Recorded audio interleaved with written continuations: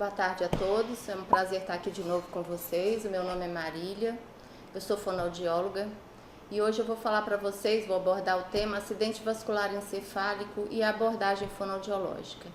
O acidente vascular encefálico ele é um evento bem comum no nosso meio, principalmente atualmente, devido a vários fatores que são desencadeantes do AVC.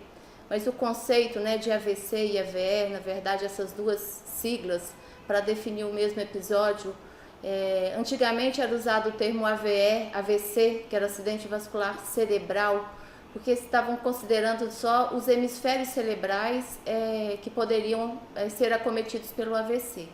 Mas a gente sabe que não só os hemisférios cerebrais, mas também o tronco encefálico e cerebelo podem ser acometidos por um AVC. Então, hoje, por um evento isquêmico. Então, hoje, a sigla mais usada é o AVE, porque tanto a isquemia ou a hemorragia pode atingir os hemisférios cerebrais, como também o tronco cerebral e o cerebelo. Então, o que vem a ser um AVE?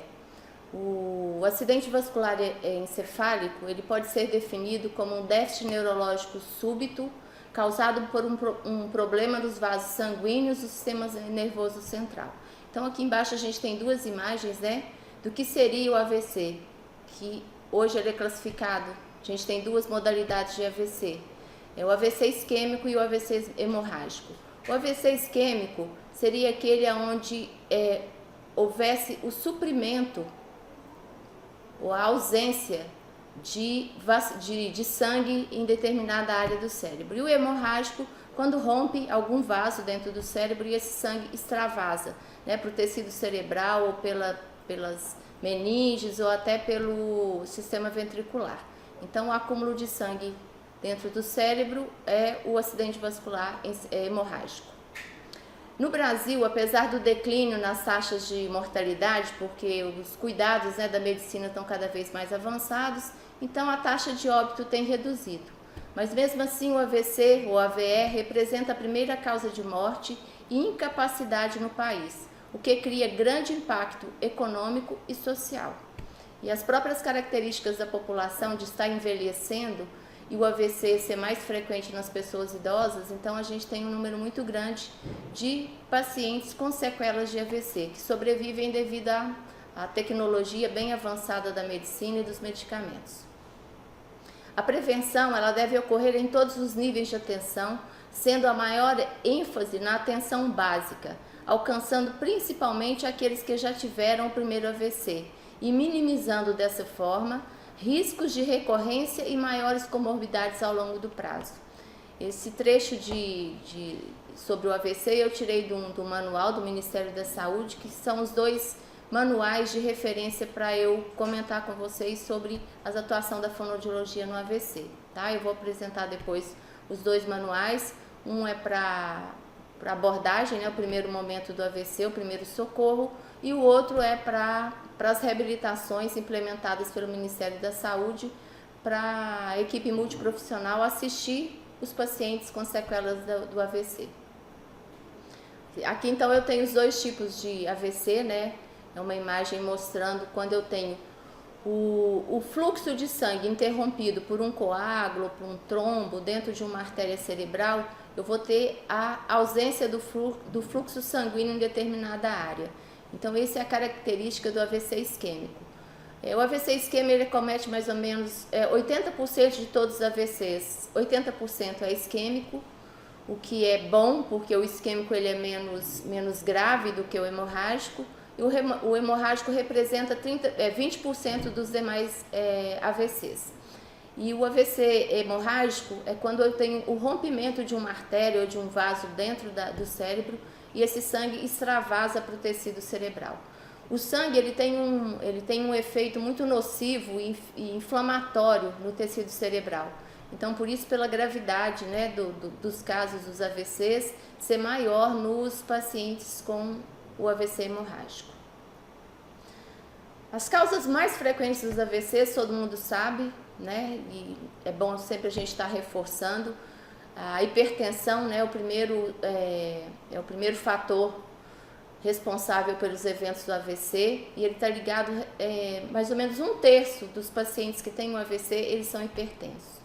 E outros fatores que a gente pode visualizar aqui, que está diretamente ligado com a qualidade de vida, né? O tabagismo, o sedentarismo, o acúmulo de gordura abdominal, a alimentação com muito carboidrato e gorduras, o alto índice de gordura no sangue, que é o colesterol e os triglicerídeos, diabetes, o consumo excessivo de álcool, o estresse e a depressão e as doenças cardíacas. Então, todos esses fatores, ao longo dos anos, né, vão fazendo com que os eventos de AVC fiquem mais frequentes na nossa população. Primeiro, pela nossa comida, né, a qualidade da alimentação hoje em dia, às vezes ela não segue as regras de uma boa saúde, o uso de cigarros, o sedentarismo, o estresse, a vida corrida. Então, tudo isso, o envelhecimento da população, tudo isso faz com que o número de AVCs aumente cada vez mais. Então, o cuidado, né, da atenção básica em prevenir o que se é prevenível, pelo menos na questão do AVC, é um trabalho muito importante. E qualquer pessoa, né, isso já foi campanha do Ministério da Saúde, deve saber quais são os sinais iniciais de um AVC. Então, eles são bem visíveis, normalmente são eventos quando não leva o paciente já a um desmaio, uma síncope, a um rebaixamento de um nível de consciência. Eu tenho, às vezes, os sintomas mais leves que podem ser percebidos por qualquer pessoa que estejam acompanhando, né, essa pessoa.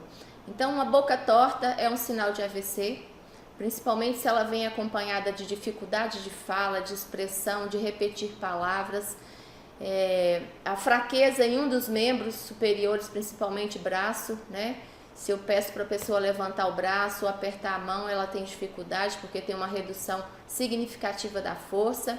E aqui eles colocam uma música, mas pode ser qualquer frase falada, o nome da pessoa, o endereço, ou ela repetir alguma frase. Então, esses sintomas são bem característicos. Uma situação dessa, qualquer pessoa deve imediatamente ligar para um socorro médico, para que possa fazer o transporte dessa pessoa, que às vezes está em casa, às vezes ela é achada desmaiada.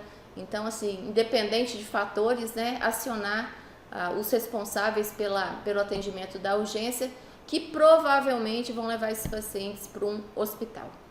Então, após identificados os primeiros sintomas do AVC, eles vão ser transportados a um hospital.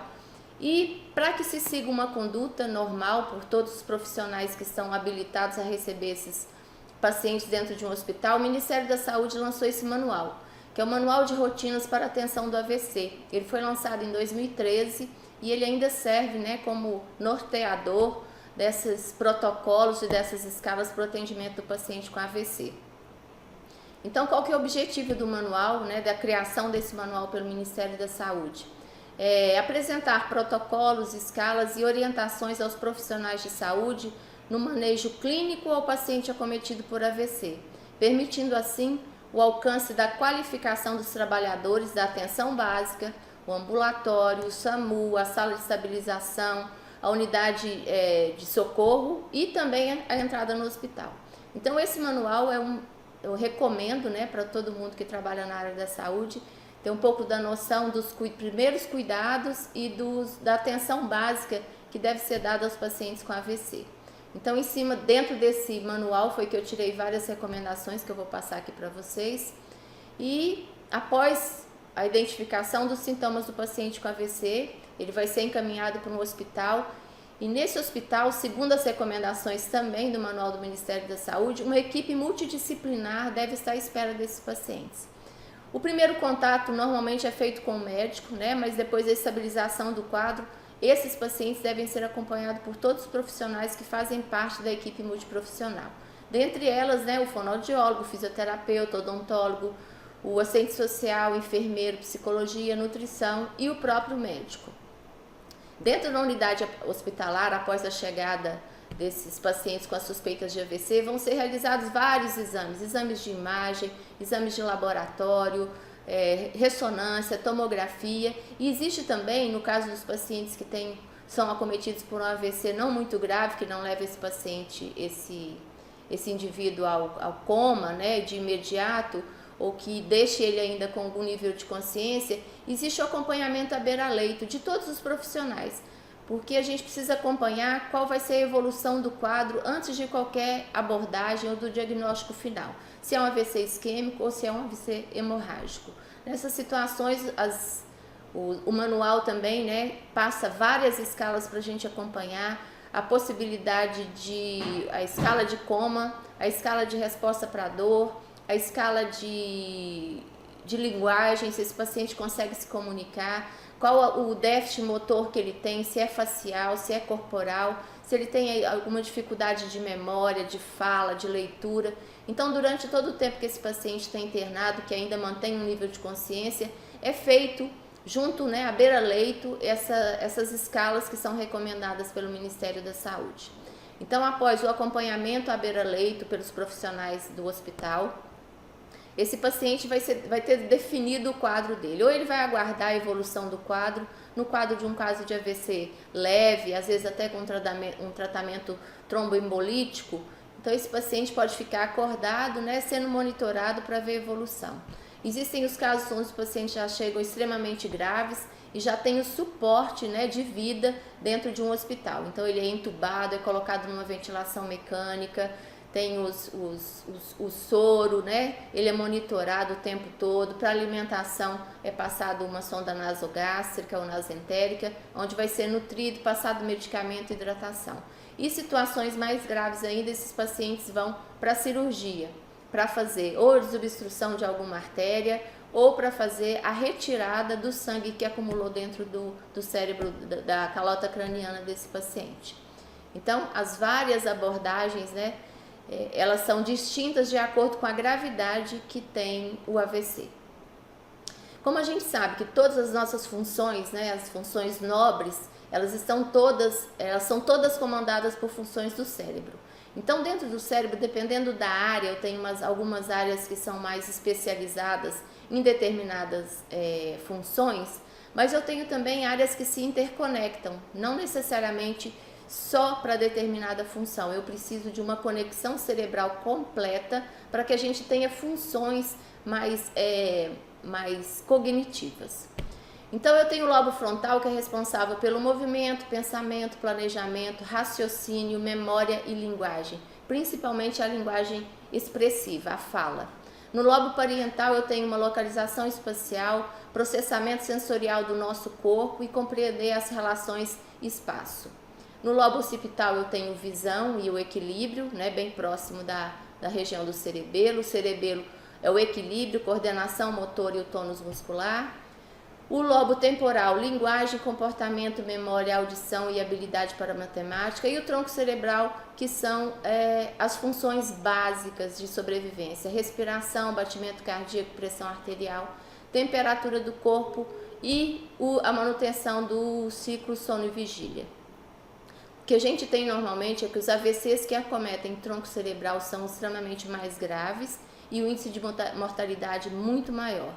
Então, dependendo da área onde ficou com um sangue extravasado ou uma ausência de vascularização de sangue no tecido cerebral, eu vou ter sintomas compatíveis com a área responsável, com a função responsável por essa área cerebral.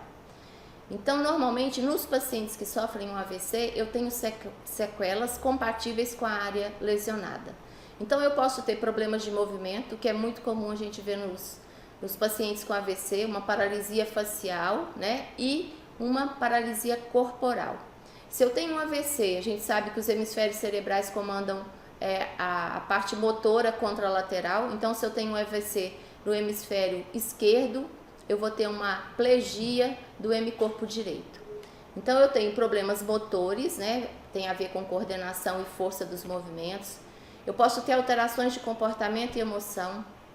Eu posso ter alterações na fala, alteração no paladar, na sensibilidade corporal, de sentir os objetos na face, no corpo, na mão, problemas de audição, de visão e de equilíbrio. Então, as sequelas do AVC, quanto mais extenso, mais graves são as sequelas, e muitos pacientes vêm a óbito no primeiro episódio, dependendo da gravidade desse AVC. Para a fonoaudiologia, a gente tem algumas áreas que podem ficar comprometidas, que devem ser acompanhadas e avaliadas durante a internação e reabilitadas após a alta hospitalar.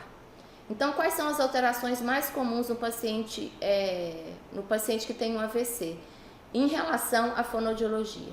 Então, a fonoaudiologia ela trabalha com a comunicação, e os pacientes que têm AVC podem ter afasias, dificuldades de linguagem, tanto da linguagem expressiva quanto a compreensão da linguagem. Eu posso ter apraxias, que são dificuldades de fazer o movimento para articular. O paciente ele sabe o que ele quer falar, mas ele não consegue programar no cérebro o movimento que precisa fazer para falar determinada palavra que ele queira falar. E eu tenho também as disartrias, que são as distorções durante a fala, que podem ser acometido um paciente por causa de uma paralisia facial. Então, se ele tem uma paralisia de um lado do rosto, ele vai ter dificuldade em produzir vários sons da língua portuguesa. Por isso a fala sai um pouco enrolada e difícil de se entender. E eu posso ter ao mesmo tempo um paciente que é afásico, apráxico e disártrico. Então, assim, quanto mais comprometer essa área, mais dificuldade de comunicação esse paciente vai ter. E uma outra área também que está ligada diretamente com a fonoaudiologia é a dificuldade de alimentação que esses pacientes podem ter. Eles podem apresentar disfagia, que é a dificuldade de deglutir, a dificuldade de se alimentar. Então, para essas funções, os pacientes que têm um AVC, ele pode ter uma dificuldade de comunicação, tanto de não entender o que falam com ele, quanto dificuldade de expressar os pensamentos que ele tem. Eles podem ter paralisias faciais que vão dificultar tanto a fala, quanto a mastigação e a deglutição. E eu posso ter também tudo isso junto associado a problemas vocais, porque assim como eu tenho comando para fazer os movimentos para falar, eu tenho os comandos também para fazer vibração de prega vocal e coordenação desse fluxo de ar que vai promover a produção da nossa fala. Então, os pacientes que têm AVC, normalmente eles têm sequelas fonoaudiológicas, né, onde o fonoaudiólogo atua como o reabilitador e o diagnosticador dessas patologias. Então, a fonoaudiologia, né, em vários guidelines, em vários protocolos, tanto os nacionais como os internacionais, eles já colocaram o trabalho do fonoaudiólogo na assistência ao paciente com AVC, tanto na fase aguda quanto na fase pós-aguda, na fase crônica de reabilitação. E a primeira dificuldade que o fonoaudiólogo foca, tanto para identificar, diagnosticar, quanto para tratar, é a disfagia. Porque a disfagia ela pode acarretar outras alterações sistêmicas, nutricionais, que vai comprometer a questão respiratória e vai aumentar os índices de mortalidade. Porque a dificuldade que esse paciente tem de deglutir após um AVC principalmente pela aspiração da dieta. Então ele vai engolir e o alimento, ao invés de ir para o esôfago, ele é direcionado, ele vai também para o pulmão. Isso causa pneumonias aspirativas com gravidade que pode levar esses pacientes a óbito. Então o nosso trabalho, né, ele já é recomendado e amparado por vários órgãos de saúde no mundo e inclusive no Brasil. Esse manual, né, de rotinas para o AVC que a gente tem, que eu apresentei para vocês, que é do Ministério da Saúde, lá dentro dele mesmo ele tem escalas que avaliam, por exemplo, linguagem. Qual seria o melhor profissional para avaliar a linguagem de um paciente que tem um AVC, que está internado? Seria o fonoaudiólogo. Não só ele, mas todos os que estão habilitados e treinados para acompanhar os pacientes com AVC. Então, existem várias provas de linguagem dentro desses manuais e desses protocolos, que são provas simples, mas que o paciente com uma AVC, às vezes ele tem grande dificuldade. Denominar objetos simples através de figuras, relatar o que ele vê numa cena que está sendo apresentada para ele, denominar objetos concretos que podem ser mostrados para ele, um copo, uma caneta, uma chave, um celular. Então, o primeiro sintoma de uma alteração de linguagem no paciente com AVC é uma dificuldade de denominar objetos. Né? Qualquer objeto simples, de falar o nome dele. Então, esse sintoma da linguagem é bem frequente dos pacientes com AVC. Então, já na fase pré-hospitalar, no início do atendimento, o fonoaudiólogo poderia estar numa sala, né, já fazendo essa avaliação de linguagem dos pacientes. Mas como eu falei que a linguagem chega a está em segundo plano, que a gente privilegia, o que a gente dá mais assistência, o que rastreia, o que a trata primeiro é a questão da disfagia. Porque assim que esse paciente entra dentro de um hospital com a suspeita de AVC, vai ter que se definir qual será a via de alimentação desse paciente. Então ele vai ser colocado uma sonda nele para ele se alimentar, porque ele não tem condições de se alimentar, ou mesmo com AVC, com as sequelas ou com os sintomas que ele anda apresentando, ele tem condições de se alimentar. Então existe na figura 3 desse manual, existe o rastreio de disfagia em todos os pacientes com AVC. Então, qualquer profissional da área da saúde treinado para fazer isso pode fazer, não precisa necessariamente ser um fonoaudiólogo, tá? Mas algumas observações são feitas antes da gente iniciar, né, a oferta de algum tipo de alimento para esse paciente. Ele tem que ter no mínimo 15 minutos de alerta, 15 minutos que ele consegue ficar de olho aberto, né, fazendo contato com o meio externo. Ele tem que ter o reflexo de tosse, de pigarrear, que isso é um mecanismo de proteção da via aérea. Se é um paciente que durante o AVC perdeu o reflexo de tosse, a dieta que for dada para ele pode ir toda para o pulmão e ele vai ter uma aspiração silente, sem manifestar tosse. Que tosse é o que protege o nosso pulmão de outras substâncias que não o ar entrando nele. Então eu tenho que ver como é que está esse movimento da estrutura facial, se ele consegue abrir e fechar a boca, se ele consegue colocar a língua para fora, tem movimento dessa língua, porque a gente, por mais automático que parece ser a gente se alimentar, ela precisa de uma precisão neurológica, de coordenação, respiração, deglutição, para que ela corra com segurança. Então, feito as primeiras avaliações, né, a gente vai ver se esse paciente tem condições satisfatórias de ir para o rastreio ou não. Se ele é um paciente que não fica acordado, não consegue engolir a saliva que está na boca, não consegue ficar com os olhos abertos e não tem deglutição espontânea, esse é um paciente que já vai precisar de uma via alternativa de alimentação, porque ele não tem condição de fazer nenhum tipo de ingesta de alimentação por via oral. Então, nesse caso, ele já é encaminhado para um fonoaudiólogo que vai reavaliar periodicamente a situação desse paciente. Se é um paciente que se ele tosse, ele consegue produzir algumas palavras, tem um estado de alerta normal, pode prosseguir esse rastreio. E o rastreio, como é que vai ser feito? Ele vai ser feito com uma oferta de uma colher de chá, mais ou menos 5 ml de água, que é colocada na boca do paciente. Né? Você fala para ele o que vai fazer, informa para ele, mostra a água, mostra a colher e coloca na boca. Se esse paciente, logo de início, não conseguir engolir essa água, começar a tossir, vazar água pelo canto da boca, a gente já viu que ele já tem uma certa dificuldade. E para uma pessoa se alimentar com segurança, 5, 6 refeições durante o dia, isso tem que estar funcionando de maneira adequada. E aí a gente vai aumentando, né, a oferta da dieta, que pode chegar até mais ou menos um copo de 50 ml de água para ele tentar beber. E se ele consegue fazer todas essas ingestas de líquido sem risco, sem ficar disfônico, sem ficar tossindo, sem ficar com a voz molhada e deglutindo com segurança, pode-se liberar uma dieta por via oral para esse paciente. Mas o mais recomendado, principalmente nesse rastreio, é que a dieta do paciente com AVC, inicialmente ela deve começar pastosa. O que seria uma dieta pastosa? É um mingau, uma sopa batida, alguma coisa que tivesse uma consistência um pouco mais consistente do que uma água, né? Então seria realmente uma consistência de iogurte, de danoninho, uma sopa mais consistente.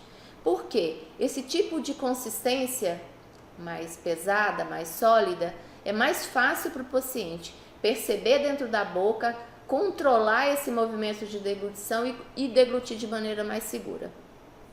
Então, a primeira recomendação após essa triagem fonoaudiológica é se o paciente vai para uma alimentação, uma nutrição por sonda, ou ele vai conseguir fazer uma dieta por via oral. Se ele conseguir por via oral, o ideal é que tenha um fonoaudiólogo acompanhando, pelo menos até que se mude o quadro clínico desse paciente. Se ele tem um rebaixamento de um nível de consciência, ela vai ser suspensa, reavaliado e redefinido se esse paciente vai para uma sonda nasentérica para nutrir ou dieta por via oral. Então, o que é importante a gente saber na questão da deglutição? É que isso depende de movimentos coordenados. Se eu tenho alguma área cerebral que não consegue manter a minha boca é fechada, não me dá uma força na musculatura da minha língua e eu não consigo fazer as etapas da alimentação, eu não vou conseguir de maneira segura levar o alimento da boca até o esôfago.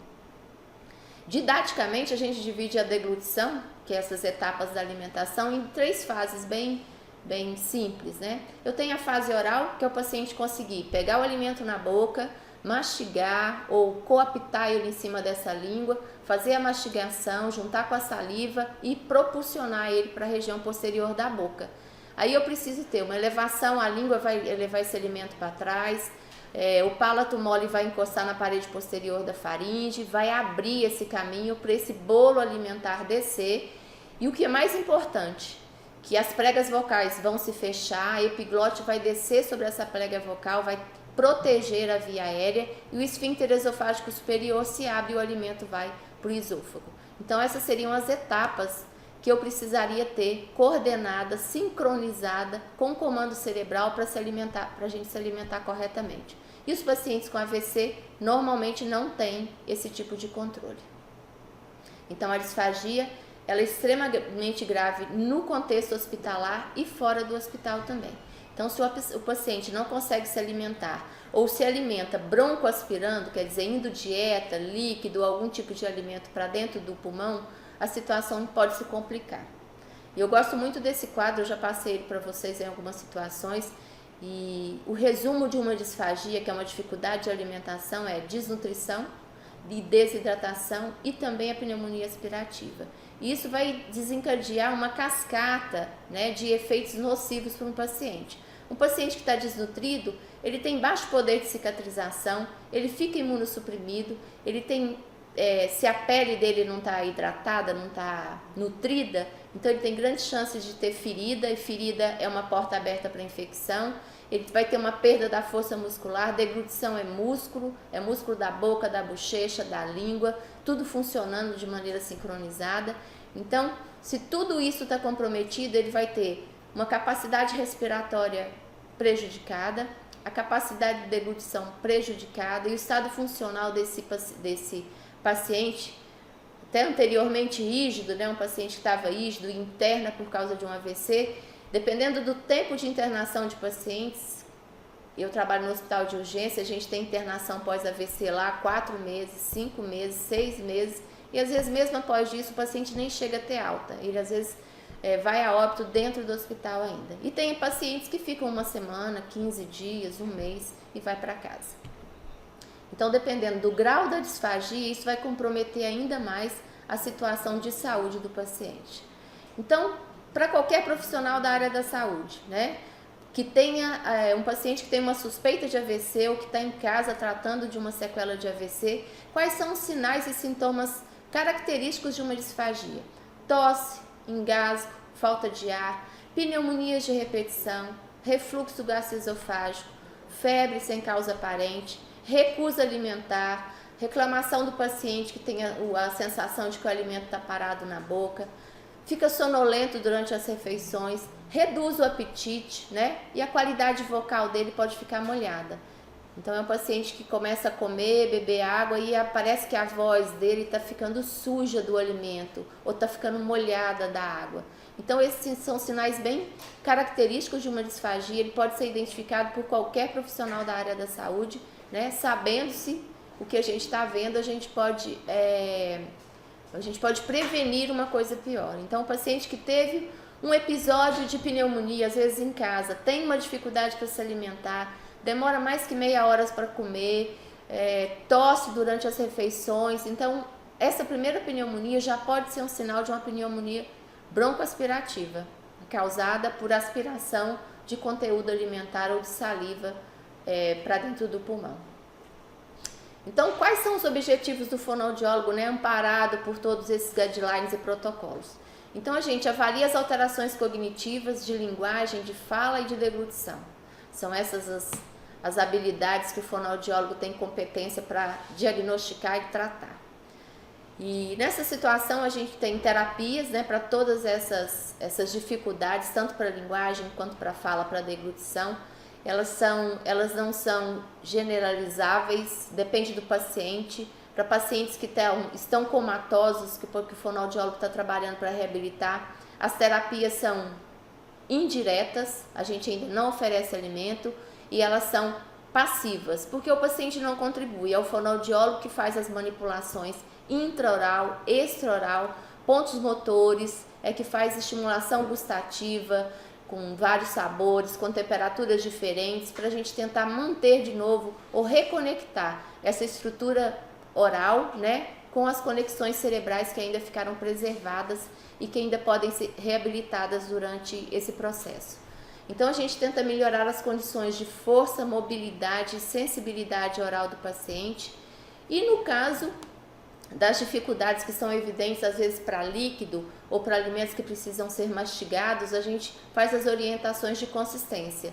A consistência ela pode ser pastosa, ela pode ser uma consistência de mel, pode ser uma consistência de pudim, pode ser uma consistência diferente, por exemplo, de uma sopa de pedaços com caldo ralo. Isso é muito difícil para um paciente com uma paralisia facial, com uma sequela de AVC se alimentar. Eu tenho duas consistências do mesmo alimento, né? Eu tenho que segurar o líquido na boca, conseguir mastigar esse alimento que está em pedaços para depois poder deglutir.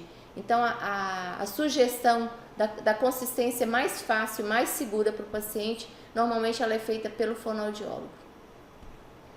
Quando o paciente não consegue se alimentar por via oral, que são os primeiros dias de internação no hospital, esses pacientes vão ficar com a sonda, uma sonda nasoentérica, né? Ela normalmente passa pelo nariz e acomoda no estômago. Só que essa sonda, ela pode se deslocar, ela aumenta a salivação, favorece o refluxo gastroesofágico, favorece a aspiração, ela pode causar sinusites, rinites, lesiona o esôfago, pode dar alguma infecção, né, do esôfago por causa da sonda, e esteticamente é muito ruim para o paciente. Então, após o trabalho da fonoaudiologia dentro de um hospital, a gente vai definir se o quadro clínico do paciente, né, com médico, com nutricionista, fisioterapeuta, esse paciente tem condição de se reabilitar em 4 semanas, 5 semanas. Se ele tiver, a gente continua a terapia, encaminham e tenta tirar a sonda desse paciente ainda no hospital. Porque se o prognóstico for ruim para esse paciente conseguir fazer uma dieta por via oral, a gente vai fazer a indicação de uma outra via alternativa de alimentação, que é a gastrostomia. O que normalmente a gente tem, os pacientes que têm AVCs mais graves, com sequelas piores, eles normalmente vão para a gastrostomia, que é essa abertura feita no estômago, né? Ela pode ser cirúrgica ou endoscópica, que é uma sonda colocada diretamente no estômago onde é introduzido os alimentos. Não quer dizer que um paciente que vá para uma gastrostomia não vá mais comer pela boca. Isso aqui é um procedimento que é reversível. Quando o paciente reabilitar, conseguir comer com segurança, volumes adequados de acordo com a prescrição nutricional de necessidades calóricas e proteicas para ele, isso aqui é retirado. Então, a gastrostomia não é um procedimento definitivo. Eu posso ter um paciente que faça alimentação por gastrostomia e também por via oral? Posso. De repente é um paciente que acorda poucas horas durante o dia, de repente ele gosta de comer uma vitamina, uma sopa, mas toda a nutrição ele não consegue fazer ingesta por via oral. Então eu posso manter a via oral por prazer e posso ter nutrição definida pela gastrostomia. Como que chega a esse consenso? Com médico, nutricionista, fonoaudiólogo, fisioterapeuta, é uma equipe multiprofissional que cuida desse paciente. Um paciente com sequela de AVC, ele demanda de uma equipe multiprofissional. Independente, né, da gravidade, a gente tem sempre que acompanhar com a equipe multiprofissional. Então, no hospital, esse paciente ou sai com uma gastrostomia ou sai para ser atendido numa outra unidade, ou ambulatorial ou até domiciliar. Então, após a alta hospitalar, que esse paciente já estabilizou o quadro clínico dele, estão quase definidas todas as sequelas do AVC, esse paciente vai para casa. Em casa ele também vai precisar de uma equipe multiprofissional de assistência. Eu botei 2 imagens aqui. Eu posso ter um paciente que saia do hospital, de uma internação após um AVC, numa cadeira de roda, conseguindo falar, às vezes com déficit motor menos grave, às vezes na mão, uma leve paralisia facial, mas eu posso ter pacientes que saem acamados, com gastrostomia e comatosos. Então, a gravidade do quadro está diretamente relacionada com a idade desses pacientes e a gravidade desse AVC. Lembrando que muito dos que é mais comum os pacientes idosos terem um AVC, eles normalmente já têm outras doenças, outras comorbidades. Então, pode ser um paciente que é hipertenso, que é diabético, que teve um AVC, que tem um efizema, que tem um DPOC. Então, assim, são várias situações que são analisadas, por isso, paciente por paciente, deve ser analisado pela equipe multiprofissional, avaliado, diagnosticado e traçado planejamento terapêutico para aquele paciente. Existem pacientes que a gente sabe que às vezes não vai nunca mais comer por uma via oral. Às vezes um paciente que tem um AVC de tronco, que sobreviva e o centro da deglutição está no tronco cerebral, às vezes ele vai ter uma dificuldade ou um tempo muito maior para reabilitar essa deglutição. Então, cada paciente deve ser acompanhado de maneira individual. E para ajudar a gente também, né, o que é muito bom, existe também um manual que são as diretrizes de atenção à reabilitação da pessoa com acidente vascular cerebral, que foi também lançado pelo Ministério da Saúde em 2013. E o Ministério fez isso por quê? Porque ele acha que existe uma necessidade de qualificação do cuidado em reabilitação da pessoa com AVC no âmbito do SUS.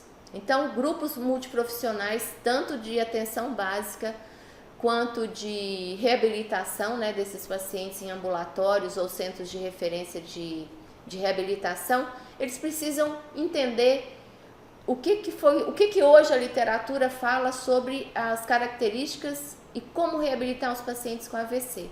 E essa imagem, que é a capa do manual, ela serve justamente até chamar a atenção que não é só idoso, né, que tem AVC. Eu tenho pessoas jovens, mulheres, às vezes sedentárias, que fumam. O uso do anticoncepcional está muito ligado a episódios de AVC.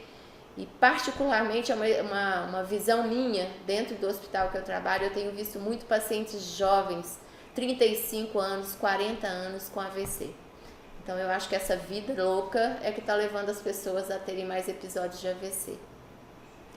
E dentro do próprio manual da AVC, né, da reabilitação, as diretrizes dessa atenção de reabilitação, ela divide, ela dá alguns conceitos sobre AVC isquêmico e hemorrágico, como é que é a epidemiologia, né, a distribuição desses eventos do Brasil, os fatores de risco, a classificação desses AVCs e as doenças que contribuem para ele, e a questão do diagnóstico, detecção, e o foco maior é na questão da reabilitação.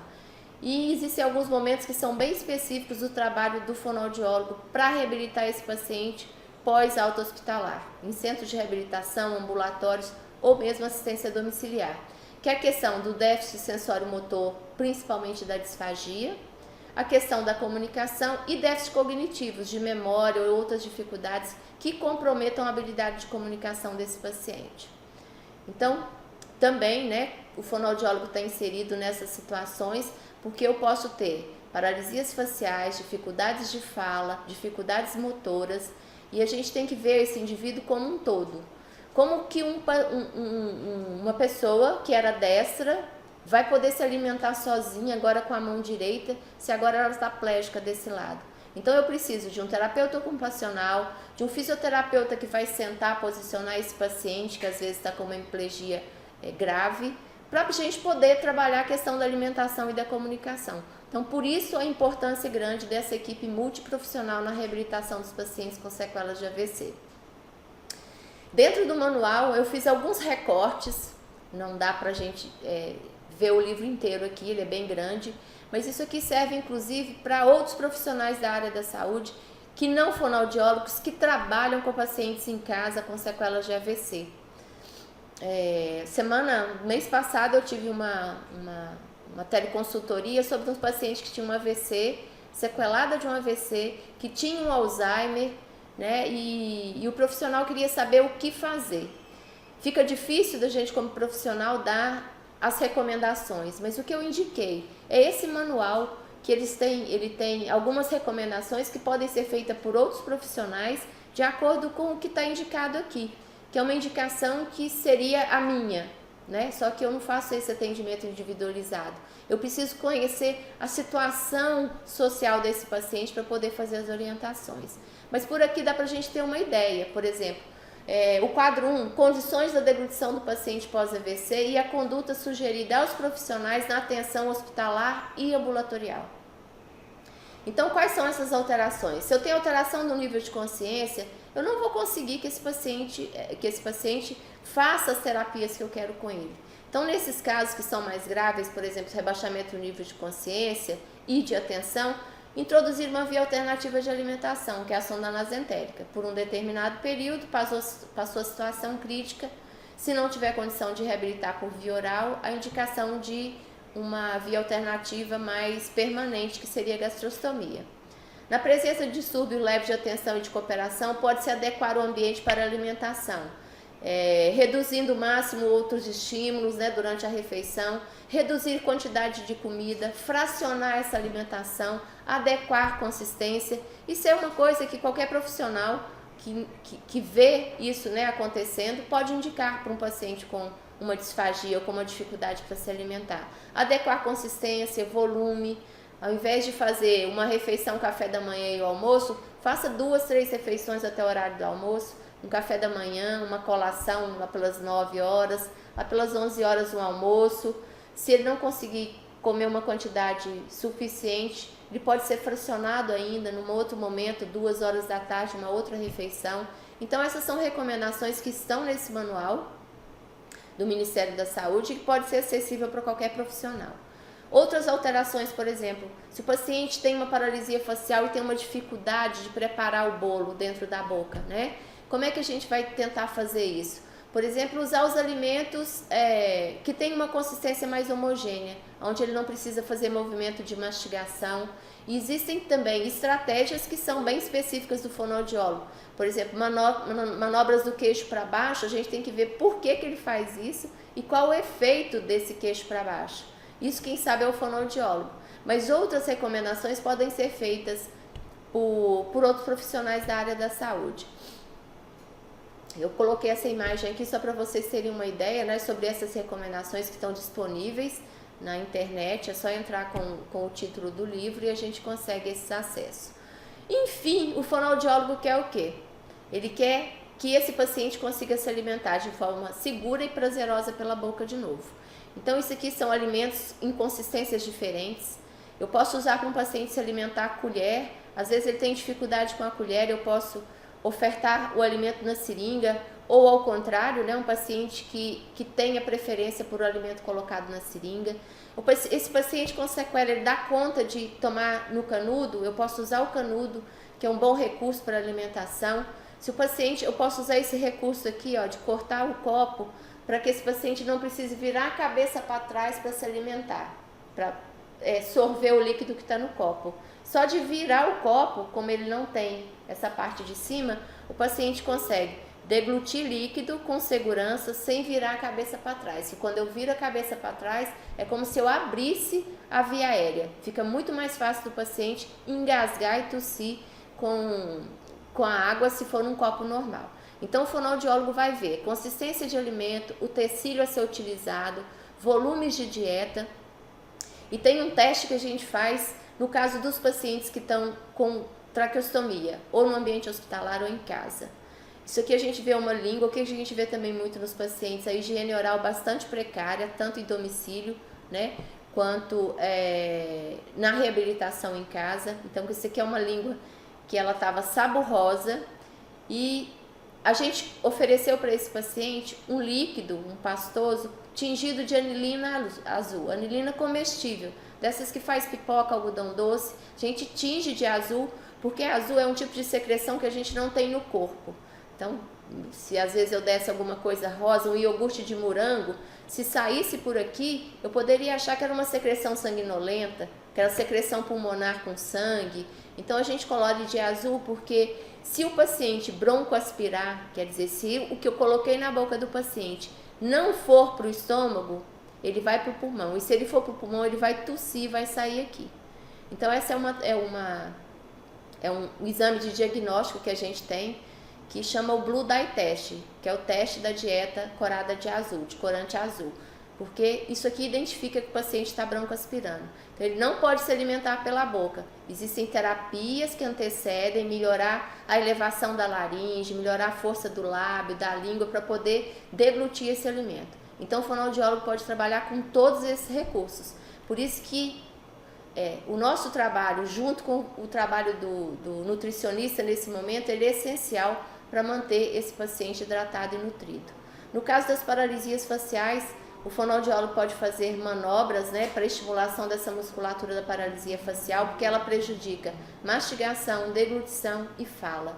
Então, existem exercícios específicos para melhorar tônus, mobilidade e coordenação desses músculos da bochecha, da laringe, a língua, do palato mole, do fechamento da prega vocal. Então, isso tudo é recomendação bem específica do fonoaudiólogo. Uma outra alteração que a gente tem bem comum nos pacientes com AVC também são as afasias, que pode ser tanto dificuldade de expressar a linguagem, quanto de compreender a linguagem, tanto a linguagem oral, escrita, ela pode estar prejudicada. E aqui são algumas intervenções que o fonoaudiólogo pode fazer, ou outro profissional da área da saúde. Então, no paciente que tem uma dificuldade de escutar, eu vou fazer para ele questões bem simples e bem objetivas, Seu José, o senhor está com frio ou com calor, o que o senhor quer vestir? O casaco ou usar o cobertor? Então, assim, a gente usar a linguagem bem objetiva. O senhor está com frio? Sim ou não? Ele vai responder. Fica muito mais fácil do que eu fazer uma frase mais longa e complexa. Então, esses são estímulos que a própria família, os profissionais de saúde, podem utilizar como recurso de comunicação quando os pacientes apresentam esse tipo de alteração de linguagem, tanto de expressão quanto de compreensão, certo? Então, esse é um outro quadro que está no manual, que também serve de orientação para vocês. Outras alterações que a gente tem é a própria alteração decorrente da fala de um paciente que tem uma paralisia facial, que ainda tem uma dificuldade para comunicar o pensamento. Então, são várias complicações do paciente, principalmente na questão da comunicação. E o fonoaudiólogo pode trabalhar a questão da coordenação respiratória, da qualidade vocal, da articulação, da ressonância, da velocidade de fala. Então, isso é um trabalho de reabilitação e normalmente ele leva mais tempo. Ao contrário, às vezes, de uma reabilitação, de uma deglutição, a reabilitação de uma linguagem, ela demora muito mais. Eu já tive pacientes de trabalhar com eles nessa questão 2 anos, 2 terapias por semana em consultório, e ao final ele fica um comunicante funcional. Ele não vai conseguir bater papo, mas ele vai conseguir entender o que as pessoas falam com ele e criar recursos para comunicar o que ele quer transmitir de pensamentos e sentimentos. Então, na verdade, o nosso trabalho é reinserir esse paciente que teve sequelas de AVC de novo na sociedade. Então, com essas abordagens da fonoaudiologia e a equipe multiprofissional, a gente espera que aspectos relacionados à reabilitação da pessoa com AVC, ela sirva de subsídio para ações da equipe multidisciplinar e que tenha como resultado final a manutenção da saúde física e mental, bem como o desenvolvimento da autonomia e da inclusão social desses pacientes. Muitas vezes pacientes muito jovens, que está sendo às vezes até muito comum, os pacientes às vezes 35, 40 anos, com sequelas graves de AVC, que vão ter que sair da vida ativa, às vezes era o provedor da casa, e ficar numa situação de dependência. Então, esse trabalho depende muito dessa equipe multiprofissional de não focar no déficit do paciente, mas nas habilidades que ainda restaram, nas potencialidades que ele tem para se reinserir nesse contexto social, familiar e mesmo da comunidade. Então, o trabalho não é só do fonoaudiólogo, especificamente essas áreas a gente trabalha, mas depende sempre de todos os profissionais atuando junto. Então, era isso que eu tinha para passar para vocês.